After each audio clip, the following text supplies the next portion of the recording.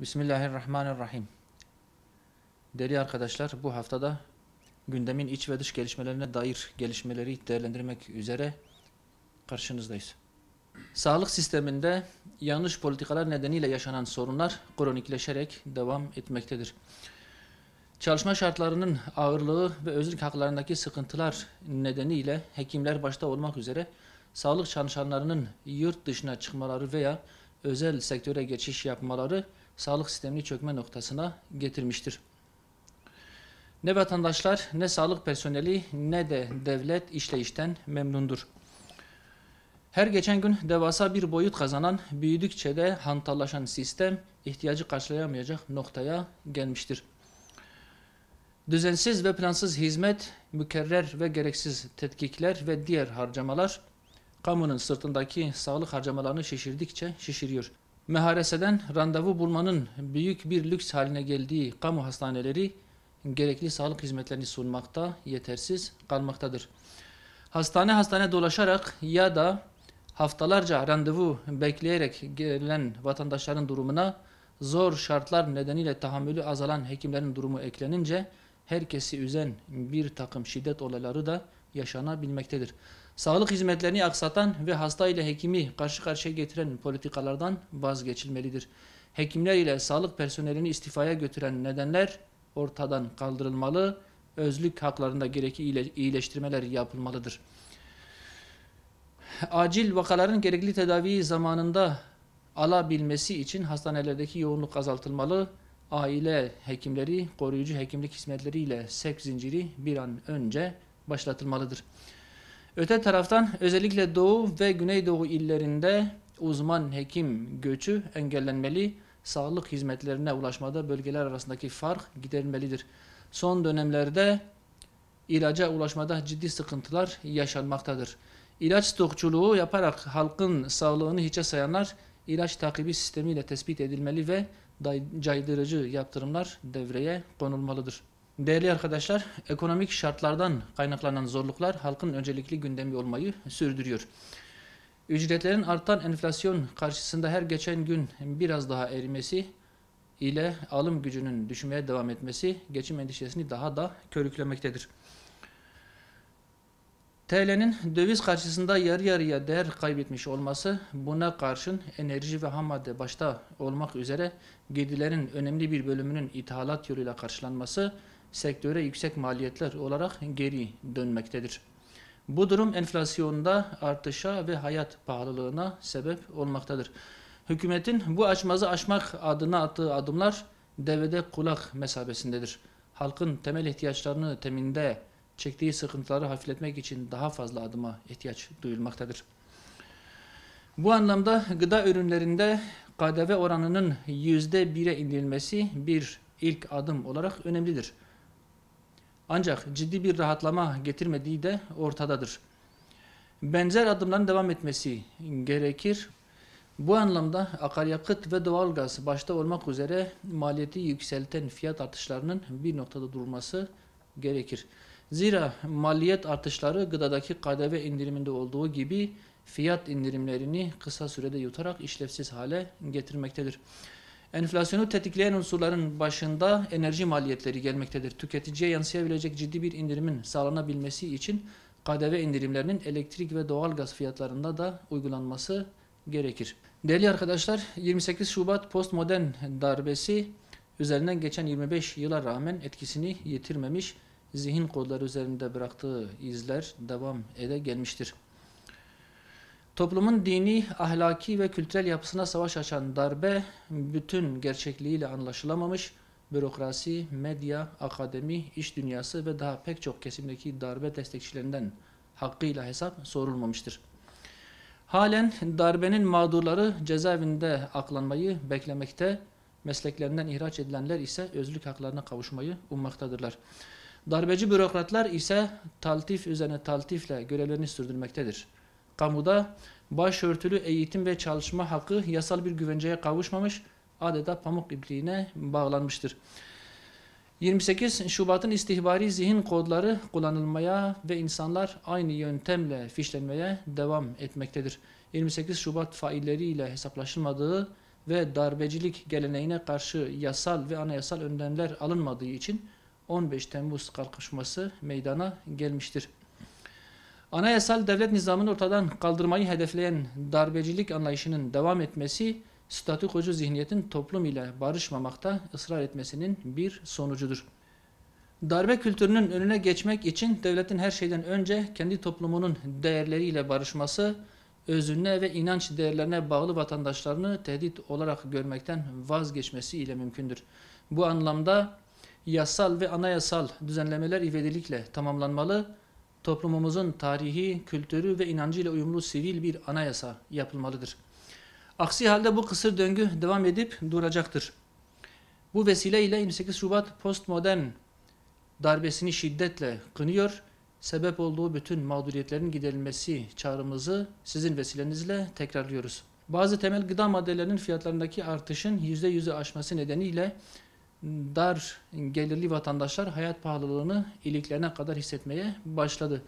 Hükümet vatandaşın haklı tepkisini dindirecek pansuman tedbirler yerine meseleye çözümler üreterek halkı rahatlatmalıdır. Muhalefet de maalesef çözüm önerileri geliştirememekte, erken seçim talebini yeterli görmektedir. Vatandaşlarımız hükümet ve muhalefet arasında cenderede kalmıştır. Hayat pahalılığından dolayı eskiden kilo ile alınan sebze ve meyve artık tane ile alınır olmuştur. Hüdapar olarak eskalanan bu hayati konuya siyasetin dikkatini çekmek isteriz. Kendi kendine yeterlilik açısından zirai üretim stratejik önemdedir. Elektrik ve mazot fiyatlarının fahiş derecede yüksek olması ise tarımsal üretimi tehlikeye atmaktadır. Değerli arkadaşlar, gıda enflasyonunun asıl nedeni adam akıllı bir tarım politikasının olmamasıdır. Çiftçi kazanamadığı için mesleğini terk etmektedir. Çiftçinin toprağını işlemekten vazgeçmesi üretimin düşmesine, gıda fiyatlarının daha fazla artmasına neden olmaktadır. Çiftçinin mazot fiyatları nedeniyle tarlasını ekmemesi, ektiğini elektrik zamlarından veya dağıtım şirketlerine olan borcundan dolayı sulayamaması, katlanan fiyatlar nedeniyle gübre kullanamaması büyük bir gıda krizi tehlikesini işaret etmektedir. Üretim planlaması yapmak, maliyetlerin artmasını engellemek ve çiftçiyi desteklemek hükümetin öncelikli görevlerindendir. Çiftçi için elektriğinin kesilmesi, akaryakıt ve gübre parası dert olmaktan çıkarılmalıdır. Çiftçi hiçbir şartta zarar ettirilmemelidir. Millet olarak müteahhitlerin yüz milyonlarca dolar zararını ve garanti edilen karını zaten ödüyoruz. Müteahhit ve çiftçi arasında bir tercih yapılacaksa yoksul vatandaşın ucuz gıdaya erişimi için tercih çiftçiden yana kullanılmalıdır. Son dönemlerde kadın cinayetleri etiketiyle haberlerde ve sosyal medyada birçok olay gündeme taşınmaktadır.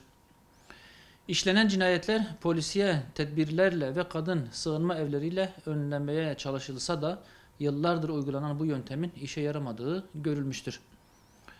Zira evden uzaklaştırma gibi yaptırımların neden olduğu psikolojik tahribatlar meseleleri büyütmekte ve daha kötü sonuçları beraberinde getirmektedir.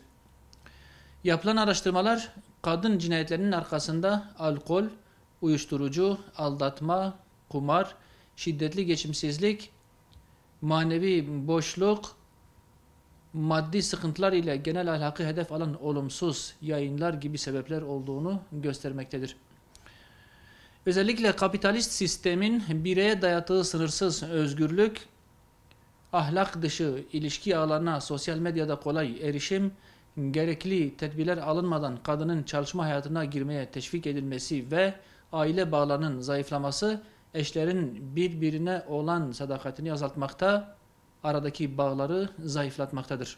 Kadın cinayetlerinin önlenmesine yönelik tedbirler sadece maddi ve güvenlikçi yönden düşünülmekte, manevi tedbirler ise göz ardı edilmektedir. Kadına yönelik şiddet bütün yönlerden ele alınmalı ve tedbirler bütün sebepleri ortadan kaldırmaya yönelik olarak düşünülmelidir. Ahlak dışı yayınlar yapan televizyon programları her geçen gün daha pervasız bir hale gelmektedir. Gündüz kuşağı programları gizli failler olarak evlere sızmakta ve aile huzuruna kastetmektedir. Buralardaki gayri ahlaki yayınlar toplumu ifsad etmek kastıyla yapılmaktadır. Radyo Televizyon Üst Kurulu'nun bu yayınlara yönelik yaptırımları sadece para cezaları ile sınırlı kalmakta, programı yayından kaldırma veya televizyonun kapatılması gibi etkin bir müeyyideye dönüşmemektedir.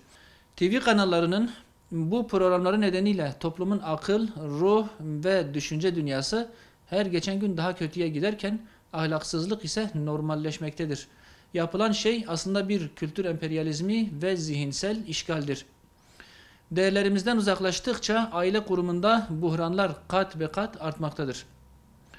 Ahlaki değerlerimize tamamen ters düşen ve toplum tarafından asla kabul görmeyecek olayların TV kanallarında pervasızca konuşulması kabul edilecek bir durum değildir. Radyo Televizyon Üst Kurulu bu hususta üzerine düşeni yapmalı ve bu programları ivedilikle yayından kaldırmalıdır. Değerli arkadaşlar, Avustralya, Filistin İslami Direniş Hareketi Hamas'ı terör örgütleri listesine alacağını açıkladı. Siyonist rejimin işgal ve saldırılarına karşı meşru bir direniş hareketi olan Hamas'ın terör örgütleri listesine alınması kabul edilemez. Filistin topraklarında işgal ve soykırım gerçekleştirerek uluslararası hukuku çiğneyen Siyonist rejim emperyalistlerce korunurken işgale karşı direnenler açıkça hedef gösterilmektedir. İslami hareketleri hedef alan ve her türlü ihlali gerçekleştiren Siyonist rejimi müdafaa eden batılı rejimler gerçek yüzlerini son kararla bir kez daha göstermiştir. Ancak şaşırtıcı olan İslam dünyasının ortasında bir virüs gibi yayılan Siyonist rejimle normalleşme yarışına giren ve direnişi gayrimeşru olarak gören İslam ülkeleridir. Batılı rejimler her türlü zulme karşı Siyonistlere destek veriyorken İslam ülkeleri Filistin halkının meşru savunmasına destek olamamış, aksine direnişi karalayan ve işgali meşrulaştıran adımlar atmıştır. İslam dünyasının artık içine düştüğü zilletten sıyrılarak direnişe destek olması ve işgalin sona ermesi için harekete geçmesi gerekir. Değerli arkadaşlar, Amerika Birleşik Devletleri 20 yıl boyunca işgal ettiği Afganistan'dan çekilirken arkasında harabe bir ülke ve nüfusunun yarısından fazlasını temel gıdaya muhtaç bir halde bıraktı.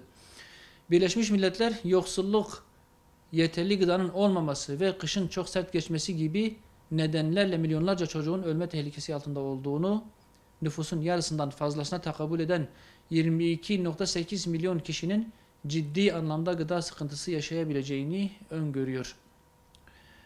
Yoksulluk ve açlık krizini aşmak ve hayatta kalabilmek için ailelerin bir veya birden fazla çocuğunu satması insanlık adına utanç verici bir tablodur.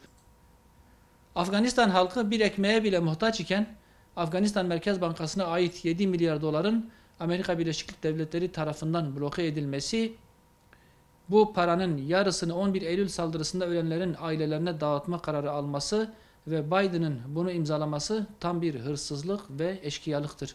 Bu karara karşı ne dünya kamuoyundan ne Birleşmiş Milletler'den ne de İslam aleminden tepki gelmemesi çok manidardır. Bu zorbalığı buradan lanetliyor ve ifşa ediyoruz.